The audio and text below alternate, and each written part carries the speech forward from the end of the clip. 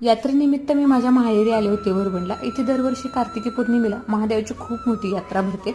संध्याकाळच्या वेळी दादा म्हणला चला आपण आरतीसाठी मंदिरामध्ये जाऊया। त्याच्यासोबत मंदिरामध्ये आलो तर बघा इथे आत जाताना पायी घेऊन जाण्याची व्यवस्था केलेली आहे। आतमध्ये गेलो आम्ही, आजूबाजूचा परिसर बघितला, इतकं सुंदर डेकोरेशन आणि त्यासोबत लाइटिंग खूप छान दिसत होती। तर बघा इथे दहज लावण्याची प्रथा आहे मंदिराला, याचा डिटेल तुम्हाला मी मोठ्या व्हिडिओमध्ये दाखवेलच। यासोबत आम्ही मंदिरामध्ये प्रवेश केला। इतकी सुंदर शंकर आणि पार्वतीची रांगोळी काढली होती एका आर्टिस्टने, खूप छान। त्यासोबतच आम्ही देवाची आरती घेतली आणि मंदिरामध्ये जी छोटी छोटी मंदिरं आहेत त्याचं सुद्धा दर्शन घेतलं। त्यासोबतच दत्ताचं आणि स्वामींचं सुद्धा दर्शन घेतलं। तर बघा ना, इथे मंदिरामध्ये जी झाडं होती खूप मोठी मोठी, त्याच्यामध्ये जे लाइटिंग लावलं होतं ते इतकं आकर्षक दिसत होतं ना, खूप सुंदर। इथून जाऊच वाटत नव्हतं, इतकं छान वातावरण होतं। आणि आपल्यासोबत लहान मुले सुद्धा किती रमून जातात ना मंदिरामध्ये।